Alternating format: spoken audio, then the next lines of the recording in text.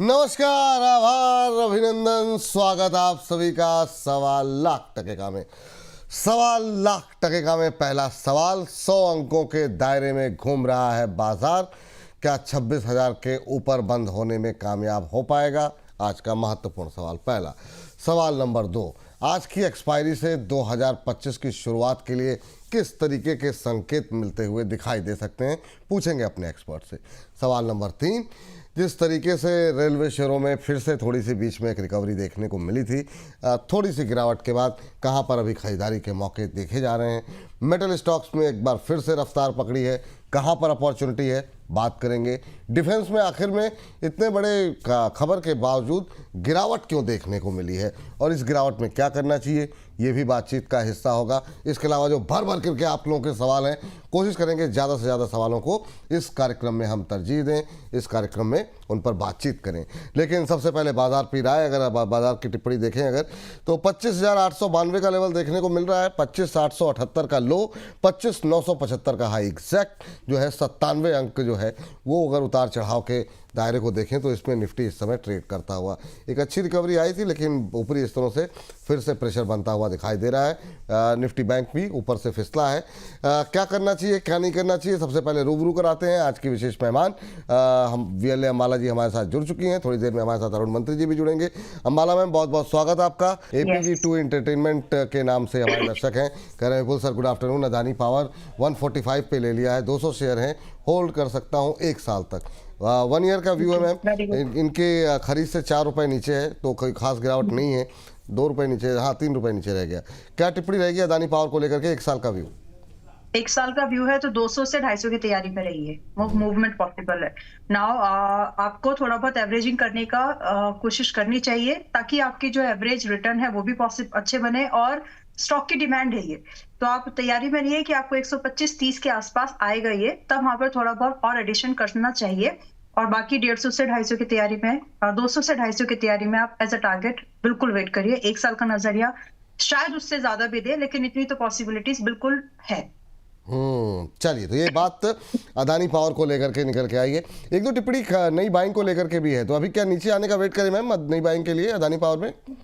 ऐसा नहीं है, थोड़ा बहुत बाइंग अभी कर सकते हैं। 130-25 पर थोड़ा बहुत एडिशन करना है तो उतनी ही बाय करें ताकि आपके पास में थोड़ा एवरेज का मौका रहे आपके पास में। और रही बात स्टॉप लॉस, तो एक कंबाइंड स्टॉप लॉस आपका 115 इज मोर देन इनफ। अगर आप सवाल आपका ये है कि 6 से 1 साल तक होल्ड, 6 महीने से 1 साल तक होल्ड करना है, तो ये जो लेवल्स है ये इन्वेस्टिंग के लायक है। एंड सुबह भी शायद यही वर्ड मैंने यूज भी किए थे, Adani power is not something that you can trade because volatile है नेचर में। तो आप इसको स्ट्रेटेजिकली आप इसको हैंडल करो ताकि आपको जो पोर्टफोलियो में आपको अच्छे रिटर्न दिखा सके। ट्रेडिंग करने जाएंगे तो फंस जाएंगे बिकॉज वेरी वॉलेटाइल। चलिए, तो ठीक है, ट्रेडिंग मत करें, इसमें जो है इन्वेस्टमेंट करें। तो APG साहब, उम्मीद करते हैं आपको उत्तर मिल गया होगा। अवनीश बीइंग ऑनेस्ट के नाम से अब एक हमारे दर्शक हैं, कह रहे हैं हेलो विपुल जी, इरिडा 143 का नियर हाई लगा करके 135 तक आ गया है, क्या इसमें निकल जाएं या बने रहें? मैम, ये काफ़ी टाइम से मुझे लगता है फंसे हुए हैं, क्योंकि इनकी खरीद की जो एवरेजिंग है वो 176 के आसपास की है। कह रहे हैं समझ में ही नहीं आ रहा है क्या करें, तो हायर लेवल पे फंसे हुए हैं। बीच में एक रैली आई थी, लगा कि शायद कोई ब्रेकआउट देने की कोशिश कर रहा है, लेकिन जब तक ओवरऑल पूरा पावर सेक्टर नहीं चलेगा तब तक चलना थोड़ा इरिडा का मुश्किल है। आपकी राय क्या रहेगी इरिडा में अभी 136 के आसपास? रही है, I know you are in loss, लेकिन अब आप ऐसे लेवल पर आ गया प्राइस अभी जहां से अभी अपसाइड के चांसेस ज्यादा बन जाते हैं।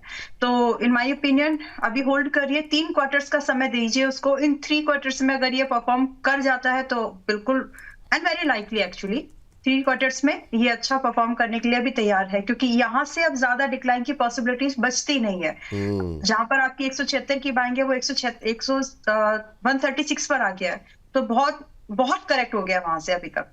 तो अभी यहाँ से थोड़ा बहुत कंसोलिडेशन बाकी जरूर है, लेकिन डिक्लाइन बहुत ज्यादा बड़ा बचा नहीं है। So maximum it may go maximum 122, इससे ज्यादा नीचे की गुंजाइश नहीं है। तो होल्ड करिए, प्रॉफिटेबल एग्जिट बन सकते हैं। समय लगेगा 3 महीने से 6 महीने का व्यू, तो मतलब 2 क्वार्टर्स तो बिल्कुल लगेंगे इसको।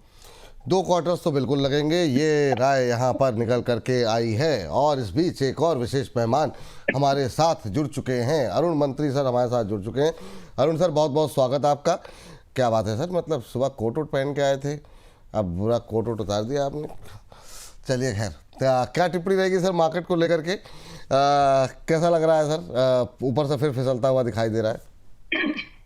जी विपुल जी, गुड आफ्टरनून। विपुल जी, डायरेक्ट मीटिंग से डायरेक्ट कैमरे के सामने बैठा हूँ, इसलिए ब्लेजर पहनने की भी टाइम नहीं मिली है। पर कोई विपुल बात जी, नहीं सर, कोई बात नहीं, वो तो चलिए जी।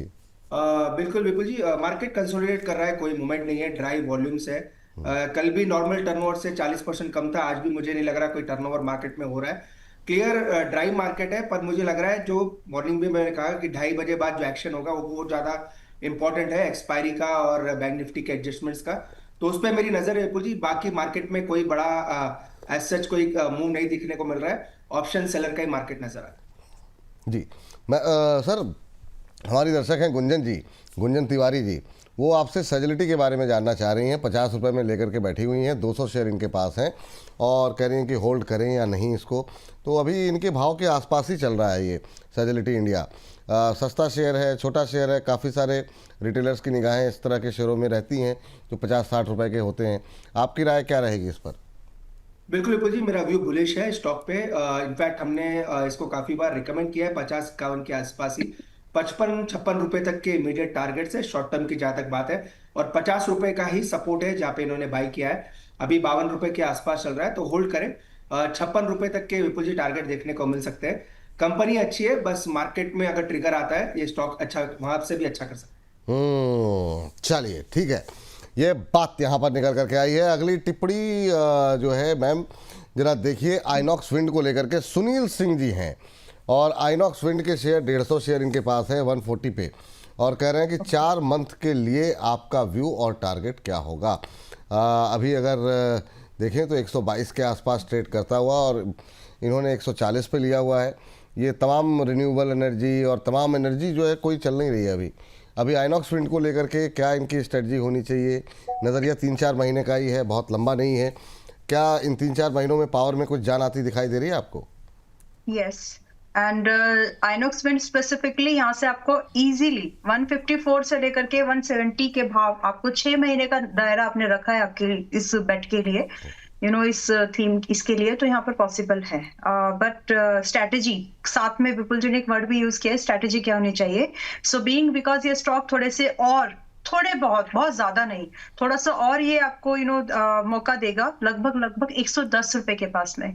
तो 110 पर अगर ये आए, थोड़ा सा एवरेज आउट अगर फंड्स अलाउ करते हैं आपके, तो थोड़ा बहुत एवरेज आउट करने की कोशिश करें, अदरवाइज एज इट इज भी होल्ड करके रख सकते हैं। 154 175 are the target that we can chase for the next 6 month. And इसी बीच में एसीसी, अगर हम ध्यान दें, एसीसी भी एक स्टॉक है जो भी 1735 के आसपास चल रहा है एंड अपने 52 वीक लो के आसपास है। अब बहुत ज्यादा डिक्लाइन बचा नहीं है, मुझे नहीं लगता कि अभी और ज्यादा गिरने के लिए तैयार हो रहा है। सो अगर कोई इन्वेस्टर है और यहाँ से अगले 1 से 2 क्वार्टर्स तक का short term mid term target, mid term view है ये, अगर आप लेकर के चले तो एसीसी भी आपको एक बहुत ही सेफर मूव 1850 से लेकर के क्लोज टू 2000 तक का दिखा सकता है। एंड अभी चल रहा है 1735 पर। यस, आपका जो स्टॉप लॉस है वो स्ट्रिक्टली मेंटेन करना चाहिए 1620 पर, एंड उसके अगेंस्ट में टारगेट आपको पॉसिबल है। एवरेज करने की इच्छा है और अगर आ जाए तो 1700 के आसपास कर सकते हैं, अदरवाइज जरूरत नहीं पड़ेगी बाय चांस, तो आप ये 2 टारगेट के लिए इसको बिल्कुल देख सकते हैं फॉर नेक्स्ट 6 मंथ मैक्सिमम। जी ठीक है मैम, अभी के लिए करंट लेवल पे बाय करें, टारगेट एक बार फिर से बता दीजिए मैम जरा। 1850 2000 1850 2000 1850 2000 रुपए के लिए अभी करंट लेवल पे बाय करने की सलाह है। यहाँ पे 1850 पहला, 2000 दूसरा टारगेट यहाँ पर देखने को मिल सकता है। तो कार्यक्रम में बहुत अलर्ट होकर के रहिए, बहुत सारे ट्रेड्स जो है वो बीच बीच में आते रहेंगे, अरुण जी की तरफ से, अम्बाला जी की तरफ से, उस पर हम लोग बातचीत करते रहेंगे। चलिए अगले सवाल की तरफ बढ़ते हैं। सुबह एक सवाल जो है वो रह गया था जायसवाल नेको को लेकर के, अभी भी सर जरा 1-2 टिप्पणियाँ आई हुई हैं, मोमेंटम में है थोड़ा सा, तो काफ़ी लोग पूछ रहे हैं।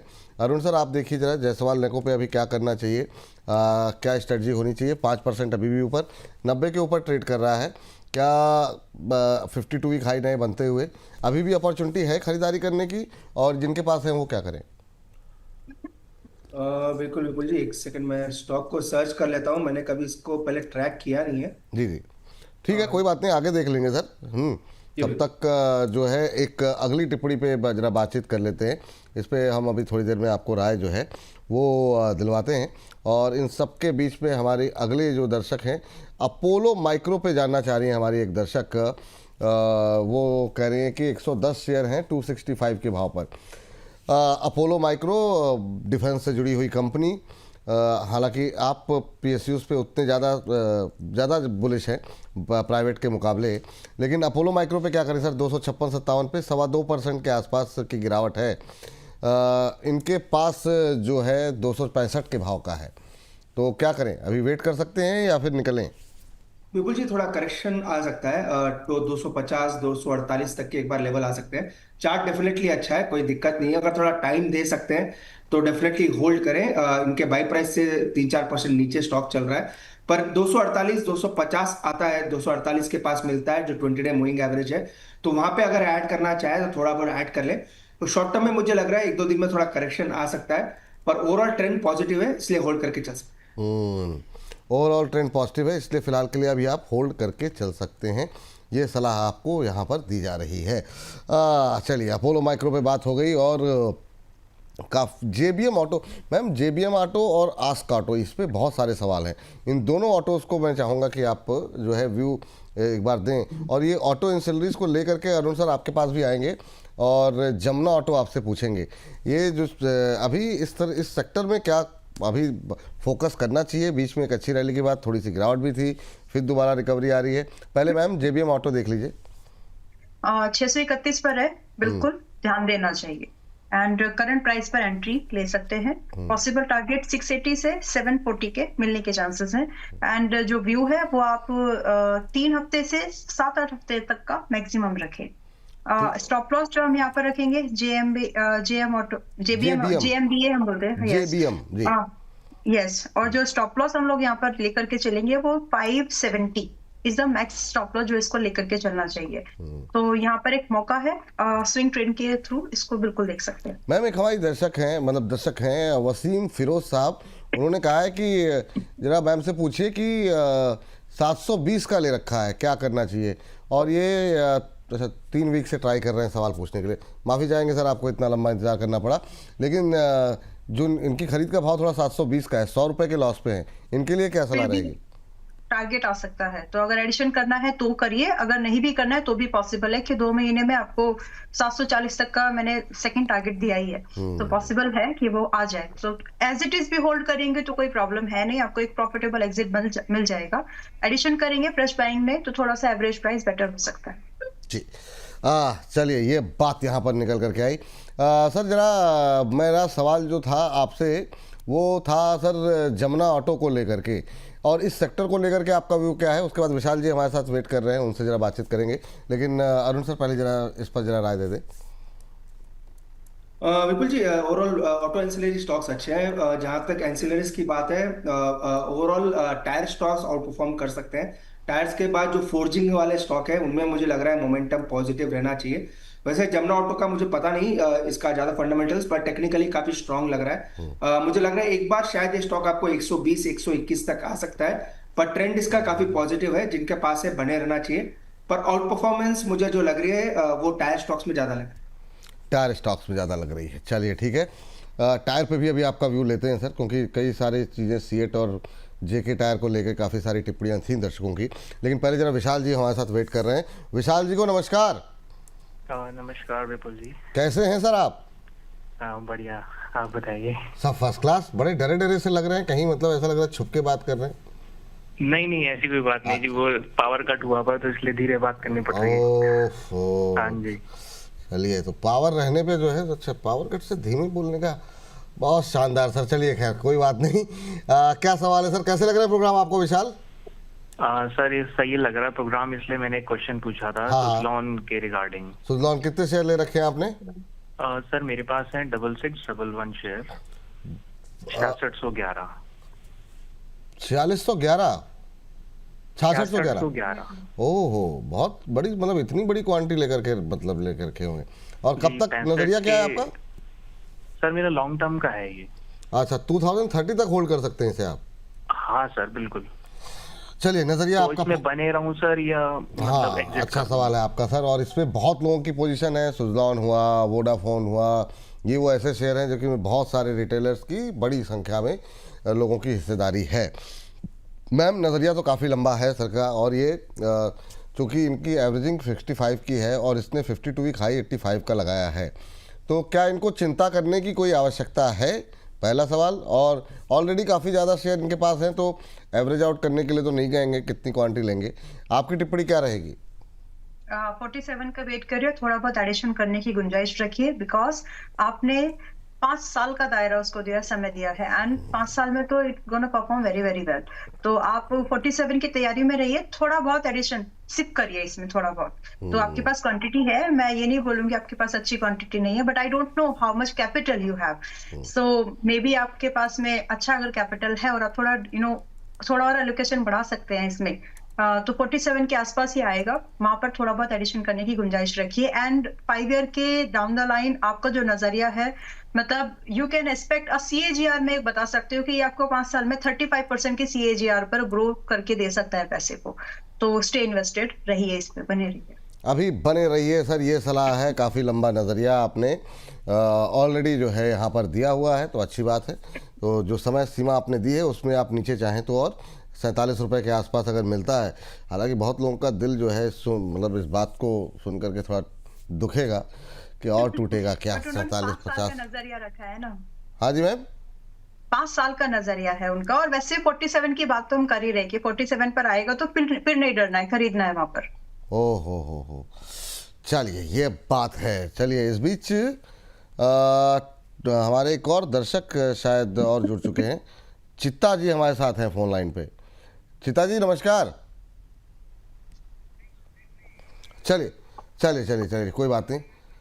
अमारा मैम कुछ कह रही थी, आप कुछ ऐड करना चाह रही हैं? हाँ जी यस, कभी भी अगर मौका है तो बताइएगा। एक ट्रेड है जो कि हम 1 साल के नजरिए से रख के चल सकते हैं। जी तो नहीं ट्रेड आप जब भी बताते रहिए, आप लोग जब भी आए तो बस एक सूचना देकर के तुरंत ले लेते हैं, क्योंकि नेक काम में देरी कैसे।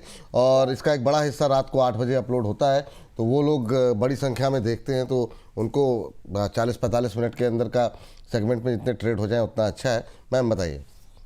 पेट्रोनेट अगर हम इसको देखेंगे तो अभी ये 280 के आसपास में है। एंड पेट्रोनेट में सुबह भी मैंने हाँ ही बोला था, बाइंग लेवल भी दिए थे, दैट्स अ डिफरेंट थिंग।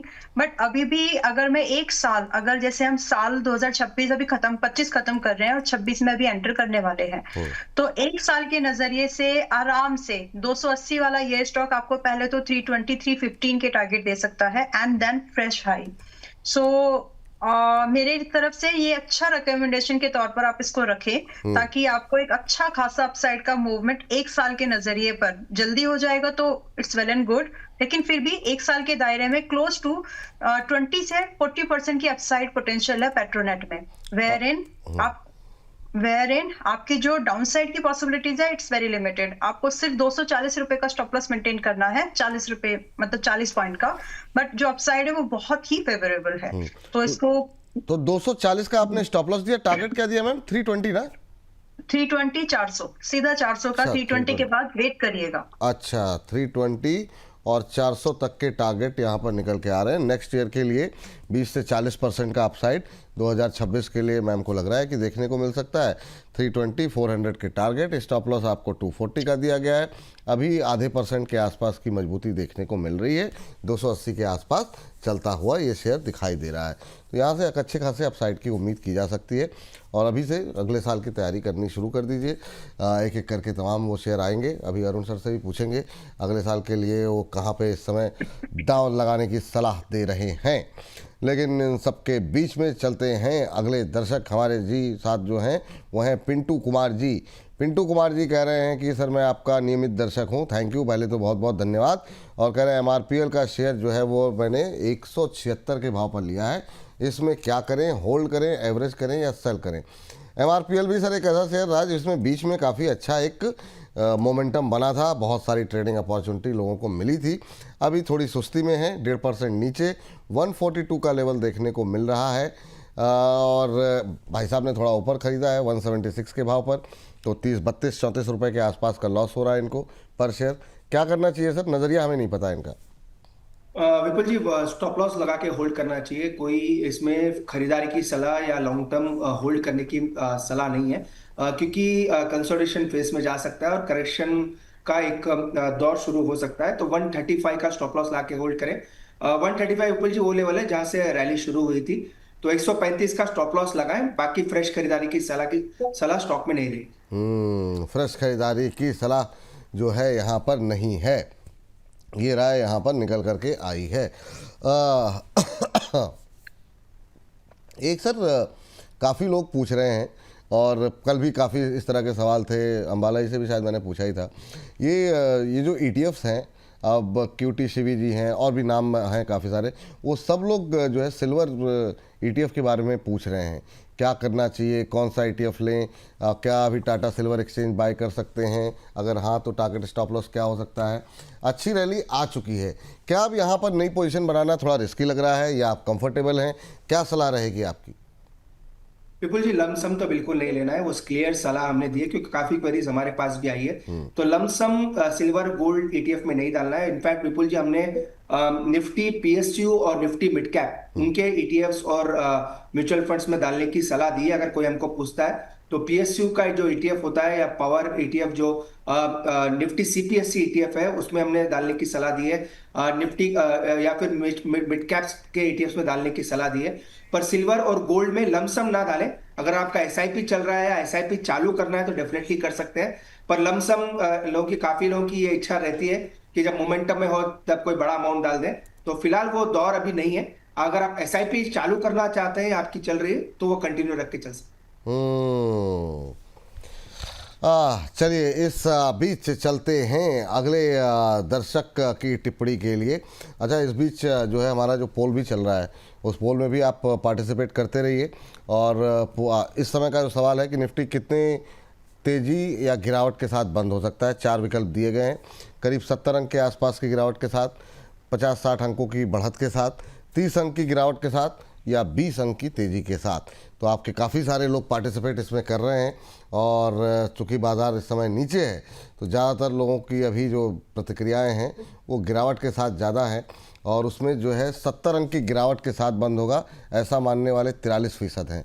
लेकिन 21% लोग ऐसे भी हैं जो 60 अंक की तेज़ी के साथ मान रहे हैं, और करीब 24% लोग ऐसे हैं जो कि ये मान के चल रहे हैं कि 20 अंक की बढ़त के साथ बंद हो सकता है।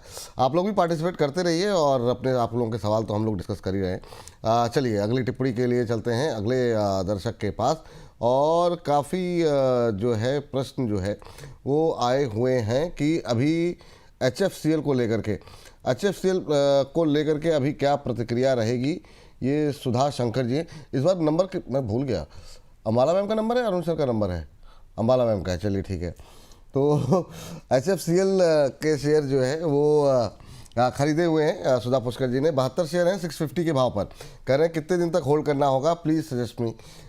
HFCL बीच में एक थोड़ा बहुत मोमेंटम बनता हुआ दिखाई दिया था, क्या करना चाहिए मैम? फिलहाल बने रहिए, स्टॉप लॉस जरूर रखें। जो कि आपका स्टॉप लॉस वैसे तो टेक्निकली देखे तो कब का ट्रिगर्ड हो गया, but this time you need to maintain a stop loss at 59। Deep है बट आपको ये मेंटेन करना चाहिए कम से कम इतना तो। एंड जो पॉसिबल टारगेट है आपको 75 से लेकर के 82 के भाव आपको दिख सकते हैं, और 1 से 2 महीने का व्यू रखिए।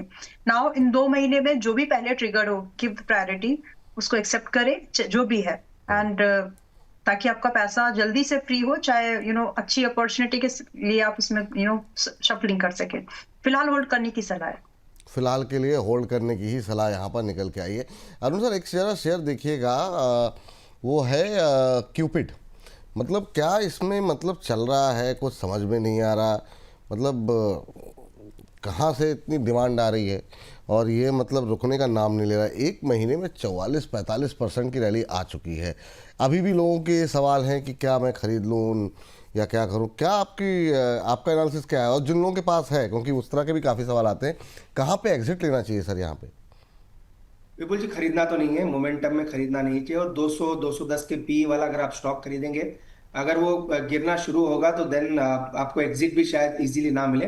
तो तो पहली बात तो खरीदना नहीं है विपुल जी, पर स्टॉक डेफिनेटली आपने सही कहा। इसको मैं ये हमारा रोज जो स्क्रीनर होता है उसके मोमेंटम कॉल में आता है, पर हमेशा से यही है, स्टॉक की स्टॉप लॉसेस काफी दूर है, पर मोमेंटम पॉजिटिव है, अभी तक कोई रिवर्सल नहीं है। अगर एक्सटेंशन निकालते हैं तो 530 तक तो और मोमेंटम स्टॉक में बन ही सकता है, तो वो उस चीज का जरूर ध्यान रखना है विपुल जी।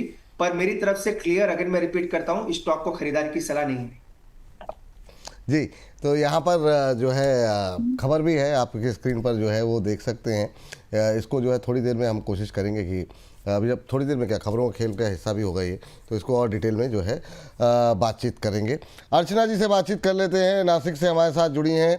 अर्चना जी को नमस्कार। जी नमस्ते सर। कैसी हैं अर्चना जी आप? बस बहुत अच्छी। कैसे लग रहे हैं कार्यक्रम हमारे आपको? कार्यक्रम बहुत अच्छा है जी, थैंक यू मैम, बहुत बहुत धन्यवाद आपका। और बताइए क्या प्रश्न है आज के लिए? बस मैं अम्बाला मैम की बहुत बड़ी फैन हूँ, मुझे उनसे पूछना था जी कि सेजिलिटी और गोदावरी पावर में फ्रेश एंट्री कहाँ लेनी है और क्या टारगेट होंगे? गोदावरी पावर और सेजिलिटी अभी थोड़ी देर पहले हम लोगों ने चर्चा की थी, लेकिन ठीक है। नहीं, मुझे उसमें फ्रेश एंट्री जाननी थी। ओके मैडम, आपने प्रश्न पूछा, उत्तर आपको मिलेगा मैम, कैसी बात कर दी आपने। हाँ, तो सेजिलिटी में और गोदावरी पावर, इन दोनों पे ही फ्रेश एंट्री करना चाह रही हैं। गोदावरी पावर में हालांकि एक रैली तो थोड़ी सी आ चुकी है, पिछले 4-5 दिन में 6-6.5% के आसपास की। अंबाला जी, आप ही टिप्पणी कर दीजिए इस पर, क्या सलाह रहेगी? एक महीने में 10% चला है गोदावरी पावर, और सेजिलिटी में भी फ्रेश एंट्री के लिए क्या टिप्पणी रहेगी? First of all thank you for your admiration, thanks a lot. बस ज्यादा मतलब आपको हमारा एनालिसिस अच्छा लग रहा है, थैंक्स अ लॉट। वेल, अच्छा लगता है वैसे ये सुन के कि कोई हमारा भी फैन है। चलिए, GPIL अभी जो है 261 पर है। सुबह भी देखिए अब बार बार इस चीज को उठा रहे हैं कि जो पावर का जो जो कंट्रीब्यूशन है, अभी पावर स्टॉक्स चले नहीं है, ये चलने बाकी है। तो GPIL अभी भी 262 के आसपास में है। One can consider for the fresh buying, yes, आप इसमें फ्रेश बाइंग के बारे में बिल्कुल सोच सकते हैं। 280 से लेकर के 300 के तो मिनिमम टारगेट्स हैं जो आपको स्विंग ट्रेडिंग के थ्रू भी मिलेंगे, बट अगर आप इनको साल भर के नजरिए से देखें, देन हम इनको 320 के लिए भी होल्ड कर सकते हैं। हालांकि जब ये चलना शुरू होगा तो कुछ ही दिन लगते हैं इसको ये तीनों टारगेट्स को पार करने के लिए। So that kind of nature, that kind of volatility we can expect in GPIL। तो फिलहाल आप इसमें फ्रेश बाइंग के बारे में सोच रहे हैं, इट्स गुड बाय, आप इसमें बाइंग के बारे में बिल्कुल देख सकते हैं। स्टॉप लॉस रखेगा 235 का। नाउ आपने पूछा अपना जी सेजिलिटी जो कि 52 के पास में है। मैं यहाँ पर एक सिंसियर सी एडवाइस आपको यही दूंगी कि अगर आप फ्रेश बाइंग के बारे में सोच भी रहे हैं, don't get all in at once. आप लिमिटेड एक पार्ट्स में इसमें इन्वेस्टमेंट के बारे में सोचें, जिसमें कि पहला आज बाय भी नहीं करना है। बाय द वे, आपकी पहली बाइंग मेरे हिसाब से 51.10 के पास में होना चाहिए, यानी 51 रुपए 10 पैसे के आसपास पहली बाइंग होनी चाहिए, जो लाइकली है कि कल वगैरह आ जाए, कल मतलब नेक्स्ट सेशंस में। तो तब आप इसमें बाइंग के बारे में सोचिए। Minimum target 56 onwards up to 62 तक हम बिल्कुल यहाँ पर देख सकते हैं। As far as stop loss, तो आपका स्टॉप लॉस यहाँ पर 47 इज मोर देन इनफ। तो सेजिलिटी में थोड़ा एंट्री का वेट करिए। GPIL यानी गोदावरी अभी के भाव पर भी बाइंग बिल्कुल ले सकते हैं। चलिए, अगली कंपनी जो है पहले क्या लिया जाए मैं ये सोच रहा हूँ। एक तो सवाल है sir Arun sir, Pradeep phosphate को लेकर, पैराडी फॉस्फेट को लेकर के। अभी जो है पैराडी फॉस्फेट चल रहा है करीब 2.5% ऊपर 165 को लेकर के। पहले इसी पर बात कर लेते हैं। हम बहुत सारे दर्शकों ये जानना चाह रहे हैं कि सर यहाँ पे कोई ब्रेकआउट जैसी सिचुएशन बन रही है क्या?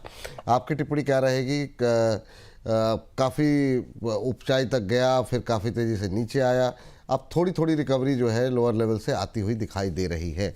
क्या करना चाहिए सर कि दोबारा अपनी हाइस्ट की तरफ जाएगा, या ये जो रिकवरी है थोड़ी छलावा जैसी लग रही है? हायर लेवल पे जो फंसे हैं उनको क्या कहना चाहेंगे? बिल्कुल विपुल जी, जिसने भी पूछा सही पूछा। ब्रेकआउट की स्थिति नजर आ रही है शॉर्ट टर्म में, मुझे लग रहा है ब्रेकआउट हो भी चुका है। 163 162 का एक लेवल था, उसके ऊपर स्टॉक कंफर्टेबली ट्रेड कर रहा है। तो जब मुझे लग रहा है स्टॉक रैली कर सकता है 174 175 वहां तक के टारगेट आ सकते हैं। फ्रेश खरीदारी अगर इनको करनी है तो भी करें। 161 का स्टॉप लॉस लगा के बाय करें। 175 तक के टारगेट आ सकते हैं।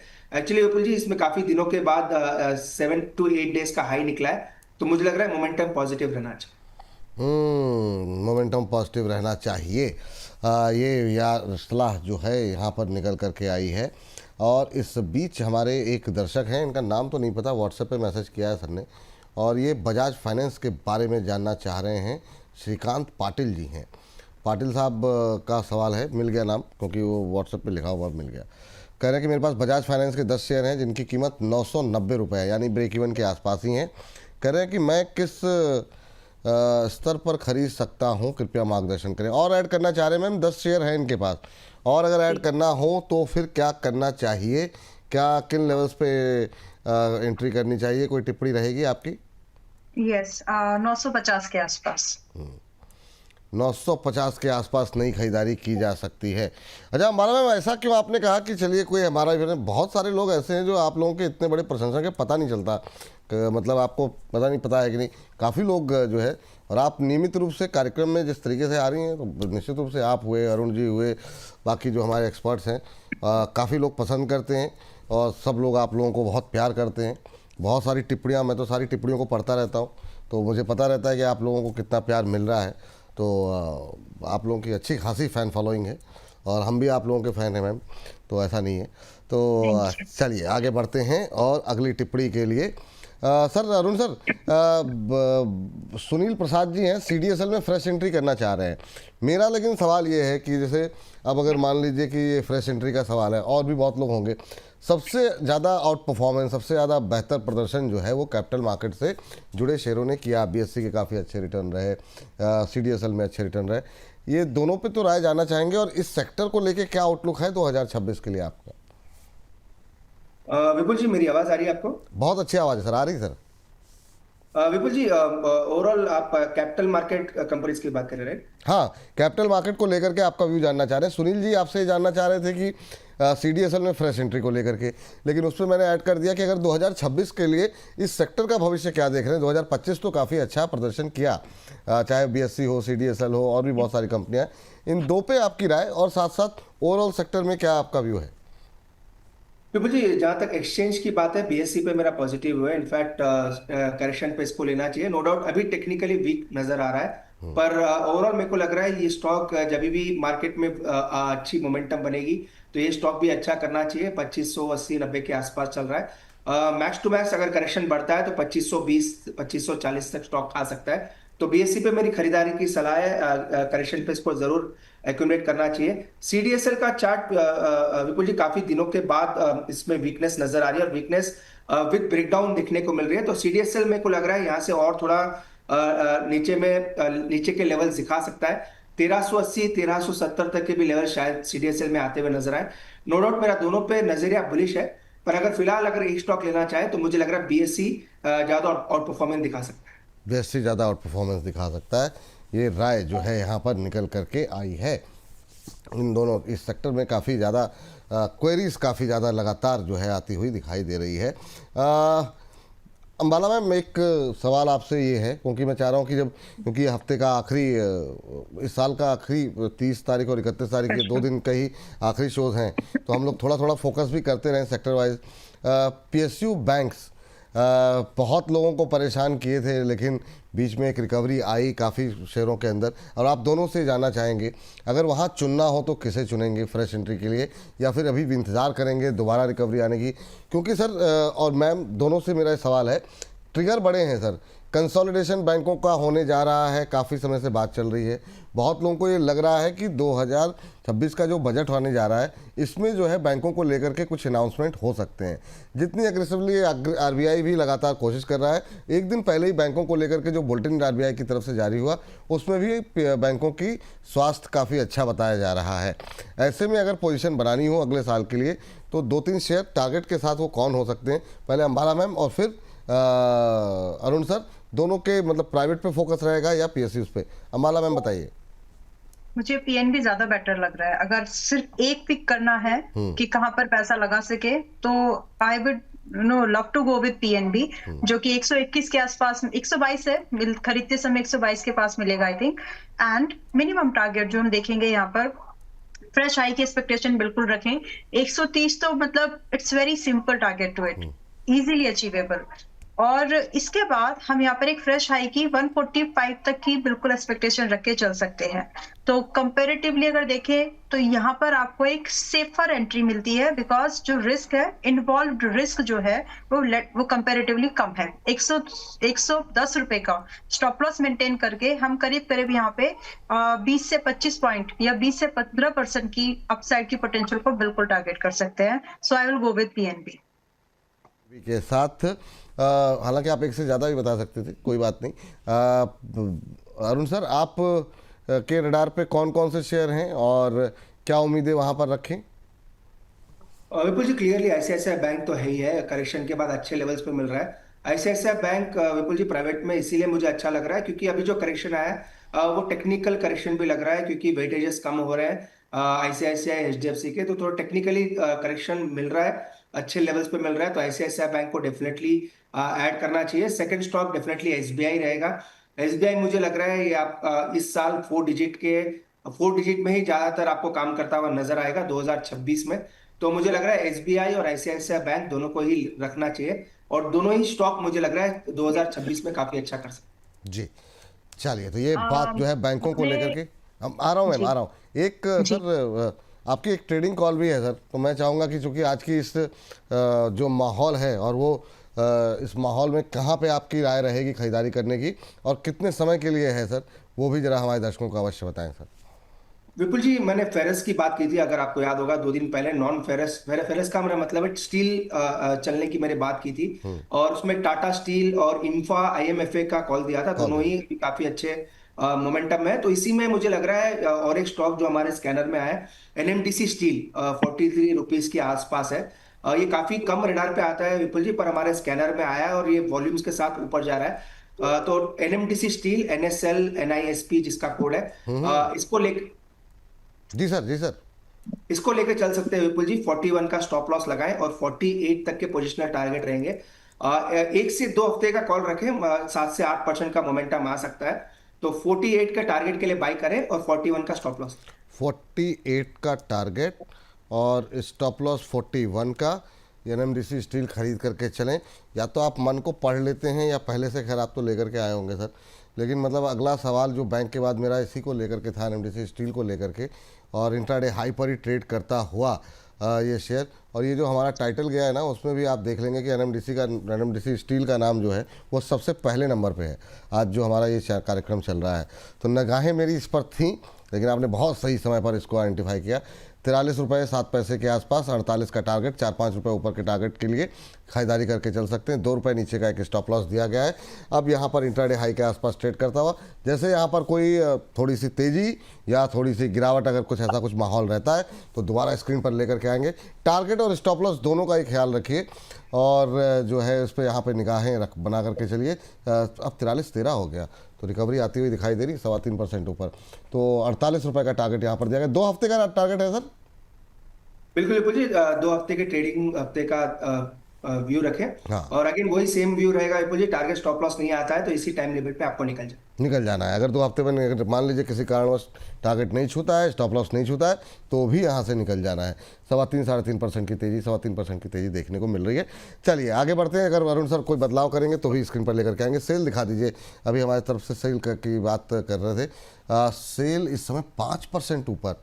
सेल पे मैंने कॉल पूछी भी थी जो है कल, और वहाँ पे बात की गई थी, अरुण सर से भी डिस्कस हुआ था कल, और क्या रैली यहाँ पर देखने को मिल रही है।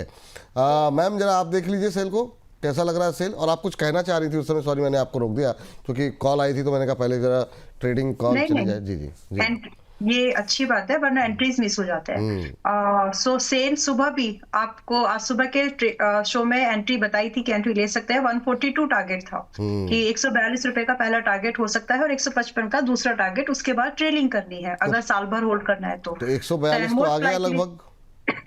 अभी हाँ 60 पैसे दूर है, बट वेरी लाइकली कि 142 रुपए का जो टारगेट दिया है वो आज हिट हो जाएगा। But in that way also मैं यही रेकमेंड करूंगी कि आप इसको फिलहाल होल्ड करो, क्योंकि स्टील सेक्टर में अभी मूवमेंट नहीं आई थी। और अब वो आने के लिए पूरी तैयार हो रही है।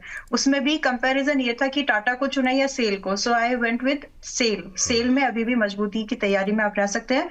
142 का टारगेट होने के बाद भी आई वुड से कि ट्रेल तो कर लीजिए, कम से कम सेकंड टारगेट पॉसिबल है। नाउ जो स्टॉक था वो था कोटक बैंक। तो आपने जैसे कहा कि एक से ज्यादा बैंक हम ले सकते हैं, तो पीएसयू में पीएनबी है, लेकिन प्राइवेट बैंक्स में मुझे कोटक बैंक में ज्यादा सेफर एक अपसाइड की मूवमेंट दिखती है, जो कि कम से कम 10 से 20% की अपसाइड साल भर के नजरिए से लेके चले तो आपको मिल जाएगी। जिसमें कि अभी कोटक बैंक 2160 के पास में है, और आराम से अगर मैं देखूं तो 2350 का एक पहला टारगेट यहाँ पर, एंड उसके बाद आप इसको लगभग 2500 के लिए होल्ड कर सकते हैं। स्टॉप लॉस कोटक बैंक में हम लोग 2000 का स्ट्रेट 2000 रुपए का एक स्टॉप लॉस मान के चलेंगे, एंड इसके साथ इसको होल्ड किया जा सकता है। पोटेंशियल पॉजिटिव है इसमें। चलिए ठीक है। अगला सेक्टर फटाफट, क्योंकि हम चाह रहे हैं कि ये पूरा हिस्सा जो है वो शाम के 8 बजे के जो हमारा सेगमेंट जाता है उसमें रहे। डिफेंस में हम लगातार बात कर रहे हैं, तो आज के लिए सर अगर अगले साल 2026 के लिए चुनना हो, 1 या 2 शेयर 3 शेयर जो भी आपको बन के, हालांकि आप सुबह बता चुके हैं लेकिन हर बार नए दर्शक होते हैं हमारे साथ, तो सर डिफेंस को लेकर के 2026 कैसा रहने जा रहा है, और एक बार फिर से अगर आप नाम जिक्र कर दें कि कौन कौन से शेयरों पर निगाहें रखनी चाहिए 2026 के लिए, जो लोग फ्रेश एंट्री के लिए तलाश में हैं उनके लिए। सर म्यूट है सर आप। जी सॉरी विपुल जी, डिफेंस एक लंबी थीम है, नो डाउट। लास्ट 6 महीने थोड़े कंसोलिडेशन में गए हैं, पर मुझे लग रहा है पीईएल और एचएएल को ही लेना चाहिए 2026 में। सेम वही स्टॉक्स के साथ कंटिन्यू करूंगा अभी भी। नो डाउट इसमें हम ऐड करेंगे विपुल जी, जब भी मोमेंटम किसी दूसरे स्टॉक में मिलेगा। तो फिलहाल के लिए मुझे लग रहा है पीईएल एचएएल के साथ ही जाना चाहिए। ये दोनों स्टॉक पॉजिटिव है। बीईएल तो आप करंट लेवल पे भी लेके चल सकते हैं, अच्छे लेवल्स के आसपास है। एचएएल यहाँ से अगर 50-100 रुपए गिरता है तो वहां पे एक्यूमुलेशन के लेवल आ सकते हैं। तो दोनों में ही मेरी खरीदारी की सलाह रही। ये बात हो गई बीएल और एचएल को लेकर के। माला मैम, आपकी आप 2026 के लिए आपके डिफेंस में कोई पसंदीदा शेयर जहां पे अभी एंट्री ली जा सकती हो?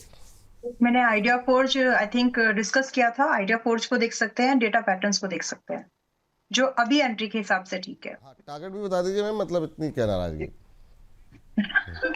नाराजगी जैसे कुछ नहीं है। ओके हाँ, मतलब जो लोग खरीदेंगे, हर बार नए दर्शक होते हैं ना, तो सुबह के शो वालों ने नहीं सुन पाए, अभी के लिए अभी का शो देख रहे हैं, तो कम से कम उनको भी पता लगे। जी आइडिया फोर्ज अभी चल रहा है 463 के पास में।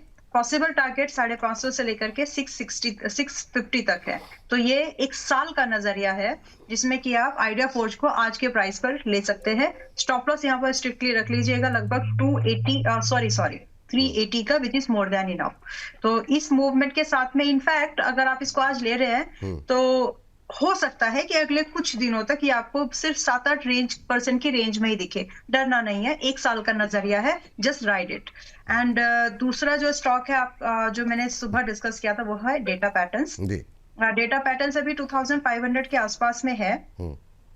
डेटा पैटर्न्स नहीं था Vipul ji, it was Datamatics. Just a minute, आपने मुझे डेटा पैटर्न ही बोला था ऑन एयर मैम।